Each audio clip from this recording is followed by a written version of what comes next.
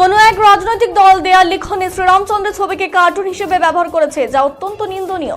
এর প্রতিবাদে শুক্রবার বিকেলে 4:30 নাগাদ কোচবিহার কোতোয়ালি থানায় বিক্ষোভ এবং ডেপুটেশন কর্মসূচিতে সামিল হলো হিন্দু জাগরণ মঞ্চ।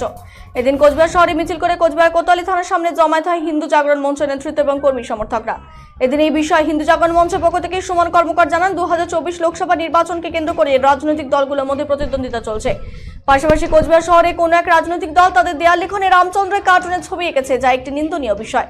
আমরা কোতোয়ালি থানায় ডেপুটেশন দিয়ে জানিয়ে দিলাম যাতে এই দেয়াল লিখনে রামচন্দ্রের ছবি মুছে ফেলা হয়।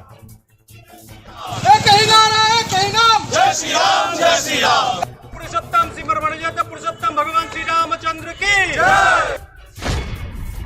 2024 পার্লামেন্টারি ইলেকশনকে কেন্দ্র করে কোচবিহারে বিভিন্ন রাজনৈতিক দলের মধ্যে রাজনৈতিক প্রতিদ্বন্দ্বিতা চলছে। কিন্তু সেই রাজনৈতিক প্রতিদ্বন্দ্বিতার মধ্যে দেখা যাচ্ছে তৃণমূল কংগ্রেস নামক একটি রাজনৈতিক দল তার দেওয়াল লিখনে ভগবান শ্রী রামচন্দ্রের ক্যারিকেচার বা কার্টুন ছবি তৈরি করেছে এবং দেওয়ালে সেগুলো লিখেছে। আমরা কোচবিহারের আপামর হিন্দু মানুষ হিন্দু জাগরণ মঞ্চের উদ্যোগে এবং তাদের নেতৃত্বে আজকে এই নোংরামোর বিরুদ্ধেই কোচবিহার কোতোয়ালিতে ডেপুটেশন দিতে এসেছি।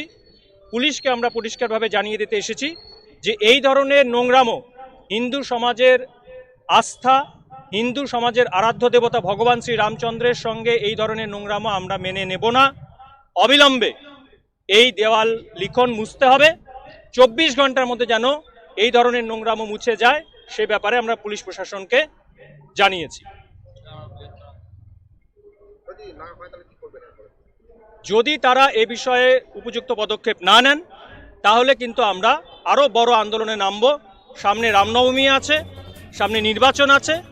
পুলিশ প্রশাসন তথা সমাজের কাছে আমাদের আহ্বান, সুস্থ সামাজিক ধর্মীয় সাম্প্রদায়িক পরিস্থিতি বজায় রেখে নির্বাচন হোক। নির্বাচনে রাজনৈতিক দলের মধ্যে লড়াই হবে, সেটা নিয়ে আমাদের কিছু বলবার নেই। তারা তাদের রাজনৈতিক লড়াই লড়ে নিন, কিন্তু হিন্দু সমাজের আস্থা, হিন্দু সমাজের আরাধ্য দেবতা ভগবান শ্রী রামচন্দ্রের প্রতি কোনো রকম অবমাননাকর, কুরুচিকর মন্তব্য, আচরণ, দেওয়াল লিখন আমরা মানব না। এটা যেন সমস্ত রাজনৈতিক দল মাথায় রাখে।